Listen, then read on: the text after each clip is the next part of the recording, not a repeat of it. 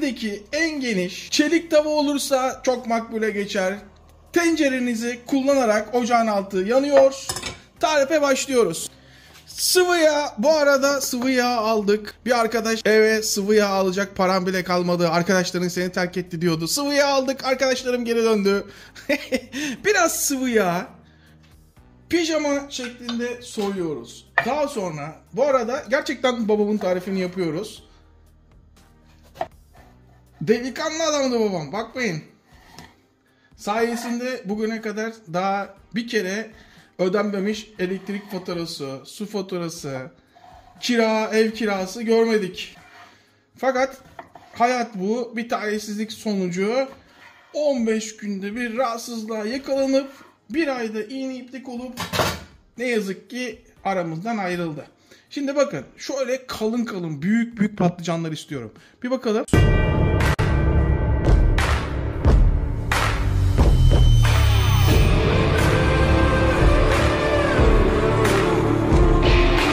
Patlıcanı havlu kağıda alacağım. Kızardığına emin olduktan sonra havlu kağıda alıyorum. Fakat dikkat ediyor musunuz? Pilavı yapacağım, tencerede kızarttım. Burası püf noktası. Yağını şöyle başka bir şeyde kullanabilirsiniz. Benden size izin, 3 kere kızartma yapabilirsiniz. Ocağın ısısını kıstım. Buraya dikkat. Hemen tereyağı. Şöyle hatta 1,5 yemek kaşığı tereyağı. Kızarttığımız yağ görüyor musunuz? Hemen üstüne şöyle 1,5 yemek kaşığı. Evdeki en büyük soğan. Gerçekten müthiş bir tarif yapıyoruz. Daha önce yaptığınız hiçbir patlıcanlı bulgur pilavına benzemeyecek. Biraz acele ediyorum. Yağ yanmaması için.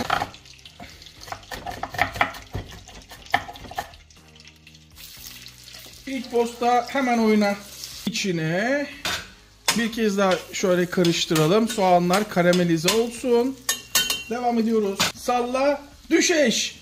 Yine haşta kaybediyoruz. Şimdi bakın sarımsağı sizden ince ince istiyorum, tamam mı? İnce ince küçük küçük kes. Yani sizden istediğim ince ince bu şekil sarımsaklar. Devam, ikinciyi de keselim. Hemen sarımsak da oyuna. Fakat dikkat edin mi? Sarımsağı ezmedim. Dikkat. Hemen burada tuz çekiyoruz üstüne. Havuç. Koray havuç mu? Bulgur pilavına mı? Olur mu? Bakın rende kullanırken rendeyi yan yatırıyorsunuz. Doğrusu bu. Bu arada herkes ayağa kalksın. 2 Dünya Savaşı, bir Kurtuluş Savaşı görmüş rende. İnanın saygıyı hak ediyor. Ali Koç'tan daha çok saygıyı hak ettiği aşikar. Ali Koç beni bulsun. Hemen şu göz hakkı. İkinci. Ellere dikkat ve şu da göz hakkı. Hemen 2 tane Charleston, bir tane sivri biber. İsteyen hepsini Charleston veyahut da sivri biber kullanabilir. Sizden istediğim şu beyaz kısmını alabildiğiniz kadar almanız. Daha sonra biberi hiç kesmeden, yani ikiye ayırmadan oval oval kesmeniz. Yani anlatmak istediğim biberleri ikiye bölmeden ne çok küçük ne de çok büyük oyuna katmanız. 1-2 dakika sonra şanslıyım, Hatay'dan domates salçam. Şöyle 1 yemek kaşığı tam ortasına dolu dolu. Ne kadar domates salçası kullanırsanız onun 1/4 kadar biber salçası. Burada koruma çekiyorum. Tam ortada yağ tabiri caizse öldürüyorum. Bakın ne kadar doğru yağ kullandığımızı görüyor musunuz? Kimilerine çok gelmiş olabilir ama kesinlikle çok değil. Salça, malzeme birbirine girsin. Girdikten sonra hemen sıra artık havuçlarda. Artık salça ile birlikte ne kadar çok yağ koydun diyenler falan vardı değil mi? Şimdi burada bakın kaliteli bir zeytinyağı. 1 yemek kaşığı kaliteli zeytinyağı. Şöyle 1. Hatta 1,5 olsun. Yahu Koray, bana da bu kadar tereyağı, zeytinyağı koysan ben de güzelleşirim. Kardeş, senden hiçbir şey olmaz. Sen hayatta güzelleşemezsin. O yüzden hiç o yorumu yapma. Şimdi bakın devam ediyorum. Devam ediyorum. 2 tane domates. Domatesleri kesinlikle rendelemiyoruz. Tarifin muhteşem olmasının nedeni bu. Domatesleri rendelemiyoruz. 4'e bölüyoruz ve hemen oyuna katıyoruz. Şu sesi duyacaksınız. İşte bu. Hemen ikincisi. Ortadan 2'ye kes. Tekrar 2'ye kes. Tekrar 2'ye kes. Daha sonra bir parmak boğum büyüklüğü için kestiğim parçaları 3'e böl. Domates işin içine girdiği anda hemen şöyle 1, 2, 3 tutam. Yani bir tatlı kaşığı şeker. Tuz. Karıştır. Ya Koray, bulgur pilavı yapıyoruz. Bulgur nerede? Hala ortalarda yok. Çaldılar mı? Çalmadılar. Çalmadılar. Yayıyorum. Ocağın altı kısık. Ve kapağını kapatıyorum. Kısık bir şekilde, altı kısık bir şekilde pişmeye devam ediyor. Bardak ölçüsü yapalım. Bulgur pilavlık bulgur kullanıyorum. Yani köftelik bulgur kesinlikle değil. Ama böyle kocaman, çok çok kalın bir bulgurda kullanmayın. Görüyor musunuz? Aynen böyle. Kamera insanı çok yanıltıyor. Koray, bu köftelik bulgur mu değil mi diye şüpheye düşenler oluyor. Şimdi bu miktar için 2 su bardağı yeterli olur. Tek başımayım ama bol bol yemek istiyorum. Ne zamandır canım çekiyor çünkü. 10 dakikadır kısık ateşte pişiyor. Beraber açalım.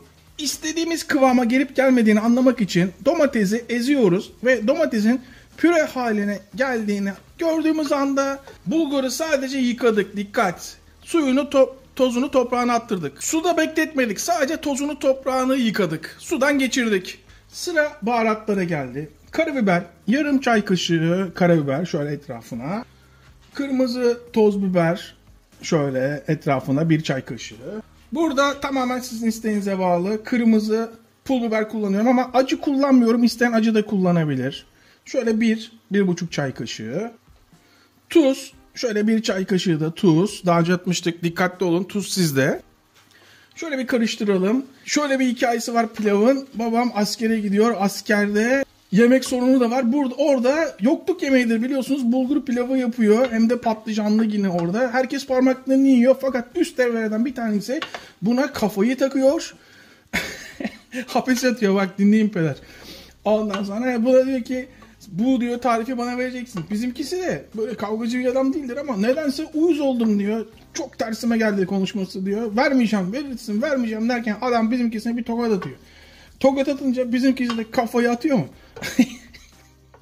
Ağzını burnunu kırıyor bizim peder bunun. Fakat üst devre diskoya gidiyor. Şimdi bayanlar bilmez belki disko deyince o eğlence, karı kız gibi düşünebilirsiniz. Alakası yok. Disko askeriyede hapishane demek. Şimdi bütün baharatları iç içe geçirdim. Daha sonra şöyle artık sıra patlıcanda. Patlıcanlar içine ölçü olarak kullandığımız bardağın aynısı. Ölçüyü beraber bulacağız. Şu bir. Hemen şöyle yandan.